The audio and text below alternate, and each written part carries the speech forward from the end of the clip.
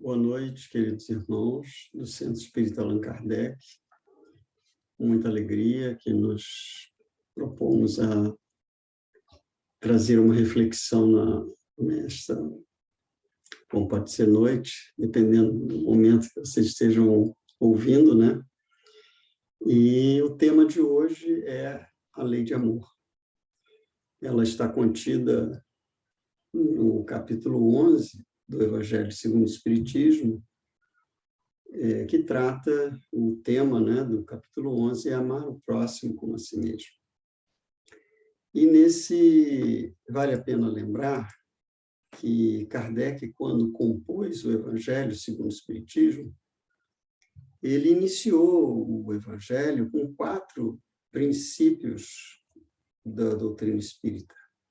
No primeiro capítulo, que é Não Vim Destruir a Lei, Kardec apresenta, né, o conceito de Deus como sendo único, né, que os hebreus já tinham, e que Jesus não tinha vindo destruir a lei, ou seja, o princípio da existência de Deus e das leis divinas regendo o universo. No segundo capítulo, ele apresenta um segundo princípio, que é o da imortalidade da alma, em que ele utiliza-se de uma expressão de Jesus, que é meu reino não é deste mundo, e trata sobre a vida espiritual como sendo a base fundamental dos ensinos de Jesus. No terceiro capítulo, ele já apresenta, baseado numa expressão de Jesus, há muitas moradas na casa de meu pai, o conceito de que, na verdade, a Terra não é o único planeta habitado. Então, esse, sem dúvida, se os 2 primeiros princípios, Deus e imortalidade da alma, é comum de todas as religiões, esse terceiro princípio, de que nós somos seres em evolução e que os mundos evoluem, isso é realmente renovador e se compôs, então, né, de mais um dos princípios da doutrina. Princípios esses, como Kardec se utilizou de expressões de Jesus, ele já estava contido no Novo Testamento. E o quarto princípio, que é não se pode conhecer o reino de Deus se não nascer de novo, que é o princípio da reencarnação. Então, ele abre, né, o Evangelho com esses 4 princípios, porque são as bases da doutrina que vão oferecer recursos para melhor compreender e interpretar o Evangelho de Jesus. Então, ele desdobra a partir daí as bem-aventuranças, que é a essência, né, o ápice da mensagem do Evangelho do Cristo, inserindo nele, ainda no meio das bem-aventuranças, o conceito, né, de que o Espiritismo é o consolador prometido por Jesus. A partir de então, ele inicia o capítulo 11º, que é amar o próximo como a si mesmo, que é a lei de amor, a essência da mensagem do Evangelho, né? Que é o amor. Na verdade, as bem-aventuranças, elas se desdobram, né, em maneiras diferentes de alcançar a felicidade, que é a bem-aventurança, calcado na essência do amor. Então, Kardec abre o capítulo 11, e eu vou compartilhar com vocês esse trecho do Novo Testamento, registrado por Mateus, no seu capítulo 22, versículos 34 a 40, onde Mateus registrou: os fariseus, tendo sabido que ele tapara a boca aos saduceus, reuniram-se, e um deles, que era doutor da lei, para o tentar, propôs-lhe esta questão: mestre, qual o mandamento maior da lei? Jesus respondeu: amarás o Senhor teu Deus de todo o teu coração, de toda a tua alma e de todo o teu espírito. Este é o maior e primeiro mandamento. E aqui tendes o segundo, semelhante a este: amarás o teu próximo como a ti mesmo. E afirmou: toda a lei e os profetas se acham contidos nesses 2 mandamentos. Então, Mateus ali condensa, né, na expressão de Jesus, de que tudo que está escrito nas leis de Moisés e a essência da lei de Deus é o amor ao próximo e, claro, amar a Deus, e não se pode amar a Deus se não amar ao próximo. Então, Kardec abre o capítulo 11 com essa expressão do Novo Testamento, registrado por Mateus, e Kardec desdobra uma série de conceitos, mas o foco do nosso tópico de hoje é a lei de amor. E nesse tópico, a lei de amor, Kardec agrupa 3 mensagens trazidas pelos Espíritos, iniciando-se com a primeira de Lázaro. Na mensagem de Lázaro, nós não vamos ler as 3 mensagens, vamos apenas extrair alguns tópicos de cada uma delas e tentar trazer para a nossa reflexão. Então, na mensagem de Lázaro, um dos tópicos que nos chama a atenção é esse trecho em que ele diz que, em sua origem, o homem só tem instintos. Quando avançado e corrompido, só tem sensações. Quando instruído e depurado, tem sentimentos. E o ponto delicado do sentimento é o amor, não o amor no sentido vulgar do termo, mas esse sol interior que condensa e reúne em seu ardente foco todas as aspirações e todas as revelações sobre-humanas.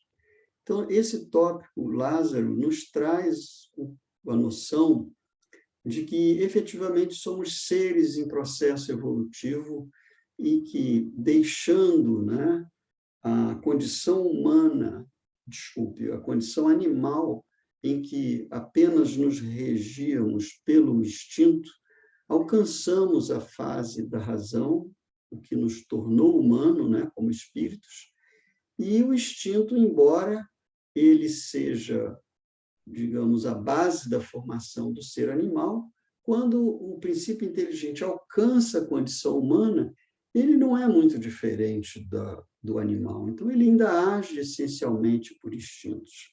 Mas, à medida que ele vai avançando e se deixando envolver e corromper pelas sensações, as sensações passam a ser, de certo modo, aquilo que mais predomina no homem.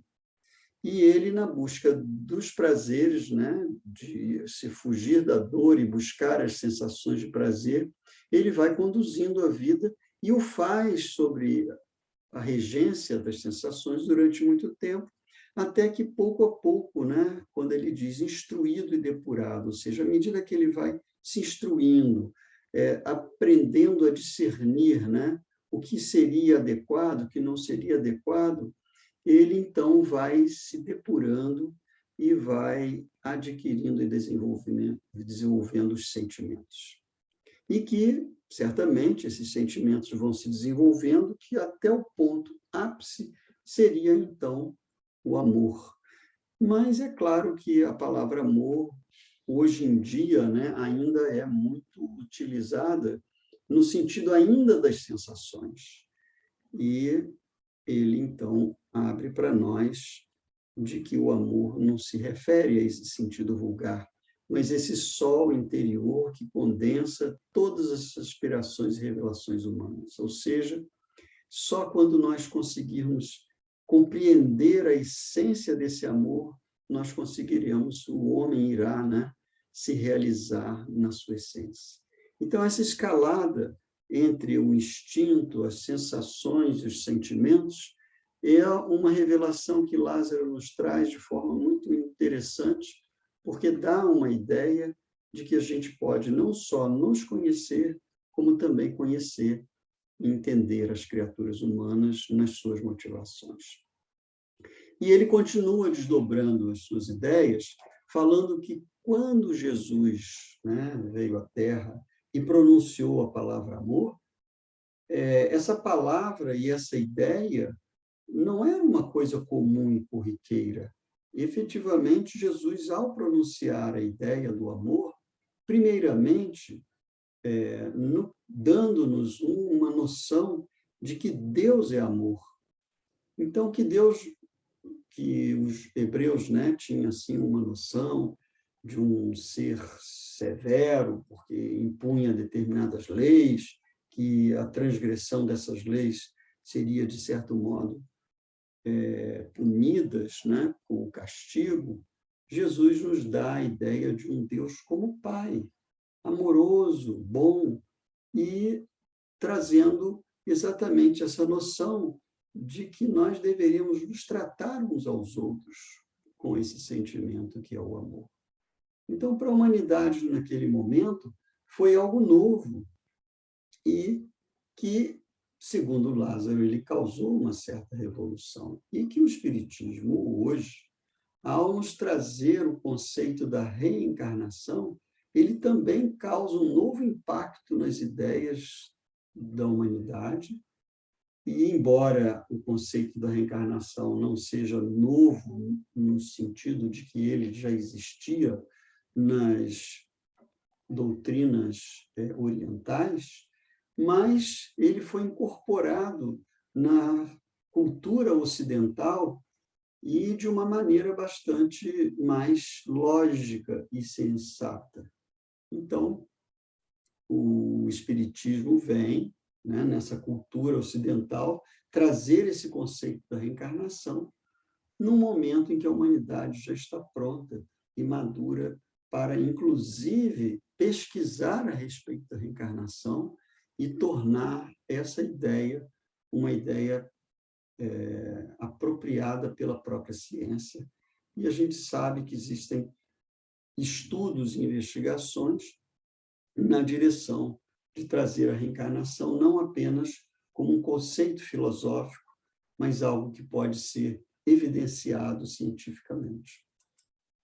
Então, Lázaro conclui a sua mensagem, ou melhor, nós extraímos mais um trecho para concluir esse pensamento de Lázaro em sua mensagem, de que os instintos são a germinação e os embriões do sentimento, que trazem consigo o progresso, como a glande encerra em si o carvalho.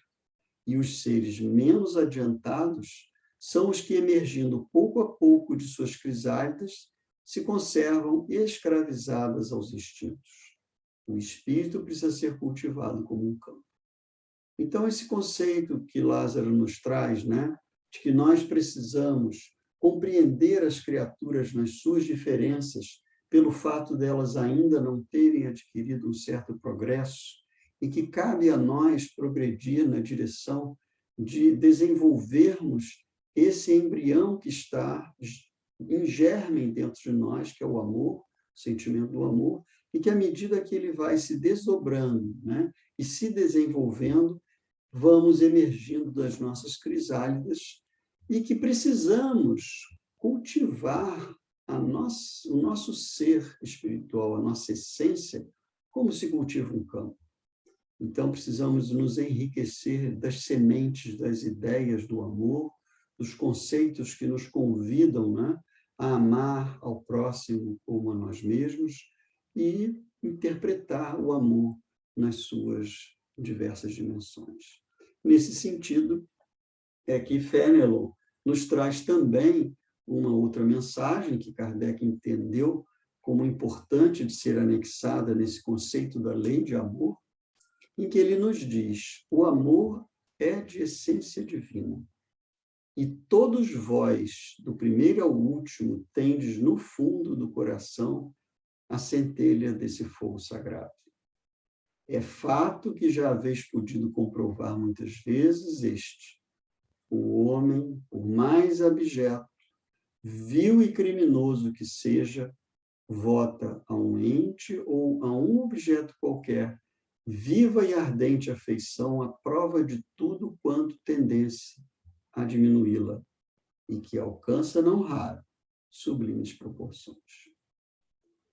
Então, essa expressão de Lázaro, ela é muito importante, porque muitas vezes nós segregamos as criaturas considerando-as incapazes de amar, quando, na verdade, ele aqui, ao reforçar o conceito de Lázaro, de que nós somos seres em progresso e que saímos do instinto para as sensações para conquistar o sentimento, ele reforça a noção de que o amor é uma essência divina em que todos trazemos dentro de nós essa centelha sagrada. Então, muitas vezes vemos pessoas que consideramos que são criminosos, incapazes de amar.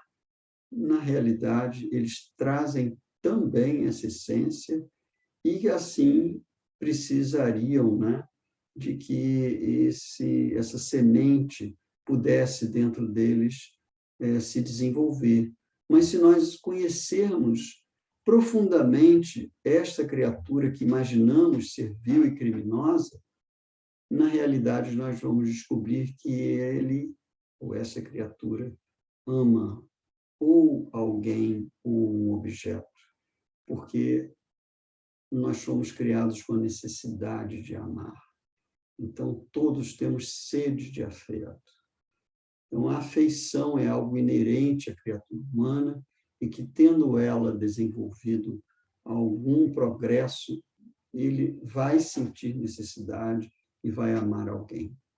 Então, muitas vezes, a pessoa pode ser vil com alguns, mas existe pelo menos um ser, um animal, um objeto, algo a quem ele devota, e é nesse ser, nessas coisas que ele direciona o seu sentimento.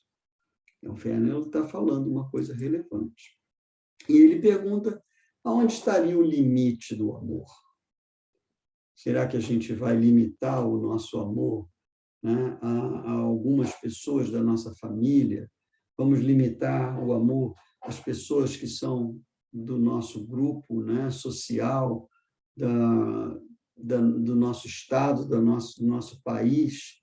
E ele diz que não. A gente tem que pensar que esse sentimento de amor ele precisa ser expandido progressivamente até que a gente aprenda um dia a amar a humanidade inteira, ou seja, veja todas as criaturas, independente de pátria, de credo, de filosofia, de maneira de pensar, sermos capazes de amar a todos, apesar das divergências que tenhamos com eles. Então, ele continua a sua ideia dizendo que nos mundos superiores, o amor recíproco é que harmoniza e dirige os espíritos adiantados que os habitam. E o vosso planeta, e ele está falando que aqui é a Terra, né, destinado a realizar em breve sensível progresso, verá seus habitantes, em virtude da transformação social, porque passará a praticar essa lei sublime, reflexo da divindade. Então, nós vemos que essa mensagem ela foi obtida antes de 64, que foi quando o Evangelho segundo o Espiritismo foi publicado, e 1864, desculpem. E de lá para cá, muitos progressos já aconteceram. Então, quantas transformações sociais já se deram, né? Tanto no campo dos governos dos países, como também das leis humanas que foram abrangendo direitos sociais e humanos cada vez mais amplos. Então, o que é isso, senão a aplicação do sentimento de amor recíproco, que a gente vai entendendo que a gente não pode querer exigir do outro o que a gente não deseja para nós, e que queremos que o outro tenha também os mesmos direitos e as mesmas condições. Então, as leis humanas começaram a se modificar de 1864 para cá, e grandes transformações sociais foram implantadas nos diversos países do mundo, e a tendência é que essas ideias se globalizem um dia e alcance toda a Terra. Então, isso é reflexo da própria lei de amor que vai habitar, né? E aí ele está colocando mais. Sabemos hoje, né, pela doutrina, que estamos numa fase de transição planetária e que ele já antecipa aqui para a gente que a gente vai ver grandes e profundas transformações sociais que vão acontecer. Ou seja, o que a gente viu de 1864 para cá ainda não é o que vai acontecer mais adiante, na medida que a transição planetária se concluir. E ele diz: não acrediteis na esterilidade e no endurecimento do coração humano. Ao amor verdadeiro, ele, a seu malgrado, cede. É um imã a que não lhe é possível resistir.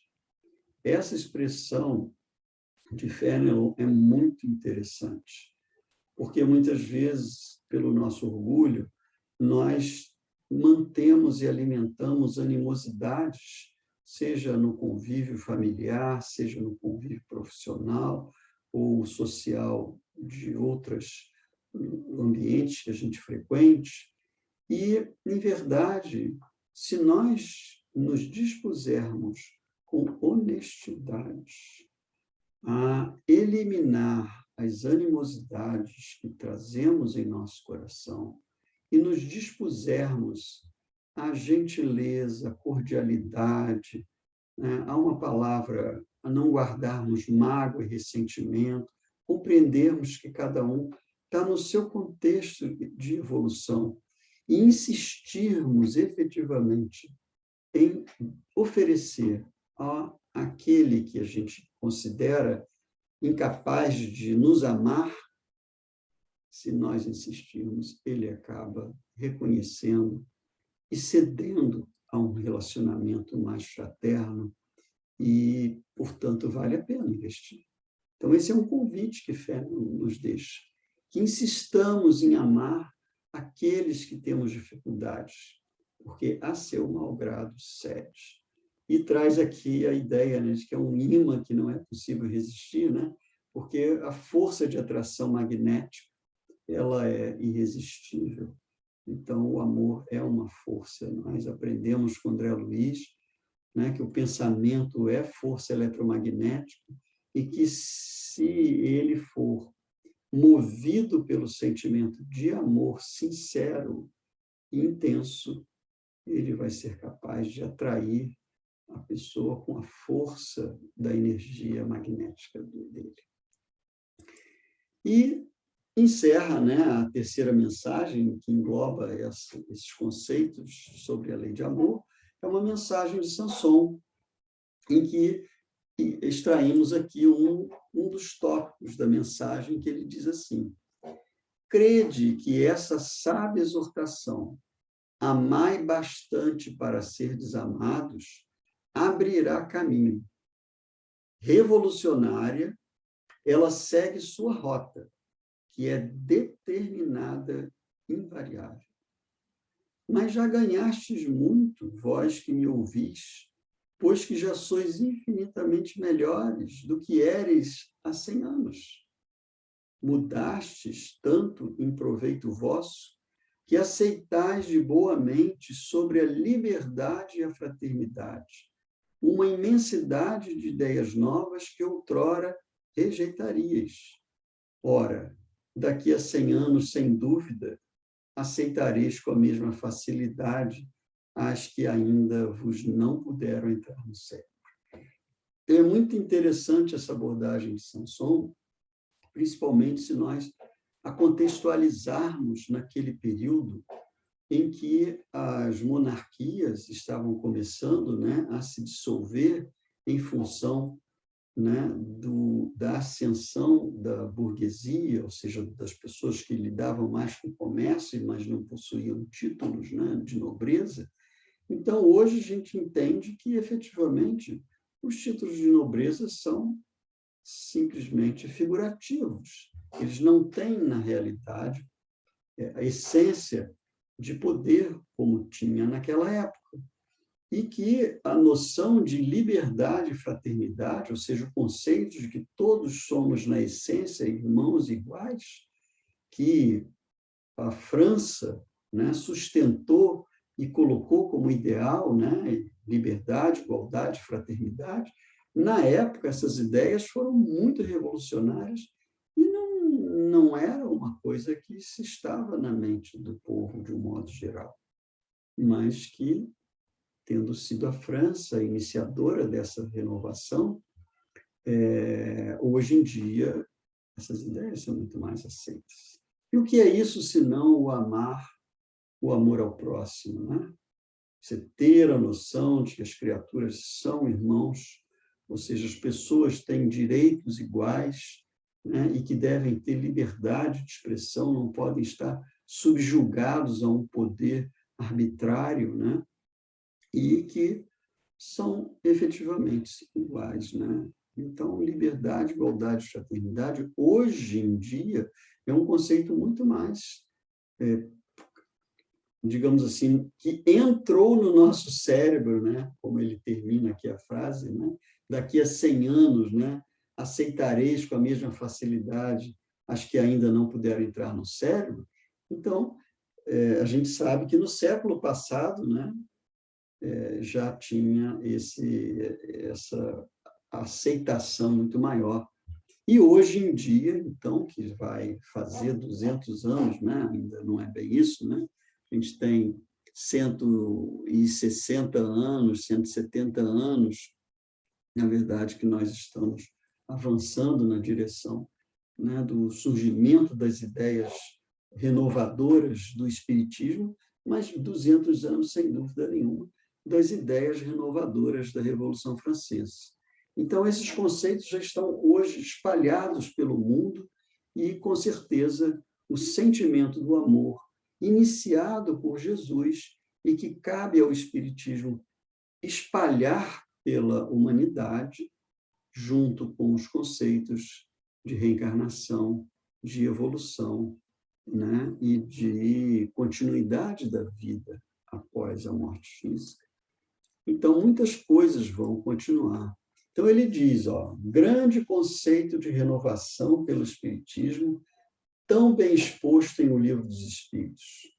Tu, o Espiritismo, né, produzirás o portentoso milagre do século vindouro, o da harmonização de todos os interesses materiais e espirituais dos homens, pela aplicação desse preceito bem compreendido. Amai bastante para seres amados. Então, é claro que se o Espiritismo hoje ele ainda não é uma filosofia que está disseminada como, né, um princípio filosófico pelo mundo todo, mas a humanidade hoje já está madura para conceber esses conceitos que o Espiritismo nos traz, e é uma questão de tempo, à medida que essas ideias forem sendo absorvidas, como, por exemplo, o conceito da reencarnação, né, de que muitas transformações sociais vão acabar acontecendo. Então, ele fala, né, de que o século XX já seria um século onde haveria grandes transformações, e realmente houveram grandes transformações, tanto no ponto de vista tecnológico, como no ponto de vista social. E do século XX para esse século XXI, enormes transformações tecnológicas aconteceram, e a gente espera, e certamente ocorrerá, grandes transformações sociais também. Então, cabe a cada um de nós encontrar, nos pequenos detalhes da nossa vida no dia a dia, onde é que nós podemos aplicar essa lei geral, que é amar o próximo como a nós mesmos. E a gente poderia dizer que, afinal, o amor é, em essência, respeito. Nós hoje vemos muitos movimentos de pequenas comunidades, né, que se sentem marginalizadas, clamando por respeito, e efetivamente na essência, amor. Então, compreender as criaturas como elas são, do jeito que elas estão fazendo a sua opção de vida, sem recriminar, respeitando o direito de cada minoria, por assim dizer, seja no conceito de raça, no conceito de gênero, no conceito de religião, respeitarmos todos. E, com toda certeza, estamos caminhando nessa direção, e a regeneração vai consolidar esses conceitos. E, para nós encerrarmos, nos foi proposto mencionar, né, uma referência que está na Revista Espírita de 1865 e que eu realmente achei muito interessante. É um sermão sobre o progresso em que narra, né, um pregador protestante, o senhor Willy, que era um capelão do rei da Holanda e que faz um discurso diante de mais de 2.000 pessoas, afirmando-se como partidário das ideias novas. Que ideias novas? As ideias do Espiritismo. Então, embora ele fosse, né, no caso, protestante, né, na qual ele já tinha assim, conceitos de uma vida única, né, no sentido de não admitir a reencarnação, mas que, ao se deparar com o estudo do Espiritismo, com as ideias que os Espíritos trouxeram no Livro dos Espíritos, ele foi vendo tanta coerência, tanto, né, lógica naqueles conceitos que o Espiritismo estava trazendo para ele, que ele percebeu que ele poderia associar essas ideias ao que ele pregava a respeito do Evangelho de Jesus. Então, é muito interessante porque a tendência, né, como diz Leon Denis, que o Espiritismo não é a religião do futuro, mas sim o futuro das religiões. Então, as pessoas podem continuar tendo a sua concepção religiosa, mas as ideias espíritas dos princípios na qual o Espiritismo está calcado, eles vão gradativamente sendo assimilados pela sociedade, e mesmo que a pessoa não se diga espírita, ela vai começar a aceitar com naturalidade o conceito da reencarnação, o conceito de vida em outros planetas e, naturalmente, com a noção clara que Darwin trouxe junto com o Espiritismo, de que os seres evoluíram, né, de um progresso de vegetal, animal, até atingir, ou seja, o homem surgiu na Terra a partir de um processo de evolução. Todas as ideias que estão na Bíblia vão ser interpretadas segundo esses princípios doutrinários, e a ciência, avançando, vai com toda certeza promover grandes revoluções de ideias e de conceitos que vão acabar imprimindo sobre a humanidade terrena uma grande revolução social, e é certamente o que vai indicar para nós o alvorecer de uma nova era, que é a era da regeneração. Então, eu agradeço, meus irmãos, aqueles que tiveram a paciência de nos ouvir. Temos certeza que todos nós estamos animados, apesar de muitas vezes nos vermos, nos deixarmos abater pelas coisas que acontecem no mundo, né, e no nosso planeta, e no nosso país também, mas temos certeza de que Jesus está no leito, o Consolador prometido por Jesus é a sua mensagem de amor que está sendo revivida pelo Espiritismo e que cabe a cada um de nós, espíritas ou não, incorporar esse conceito do amor, vivê-lo, nos confortarmos com a ideia de que a vida prossegue além da morte física, de que nós voltamos para continuar o nosso progresso evolutivo, né? O nosso progresso espiritual, moral e intelectual, e que isso imprime por sobre toda a humanidade e os habitantes do nosso planeta. Com toda certeza, vamos todos trabalhar para ter um planeta regenerado, tanto no ponto de vista material, como também do ponto de vista social e humano. Muita paz, meus irmãos, que Jesus nos abençoe a todos.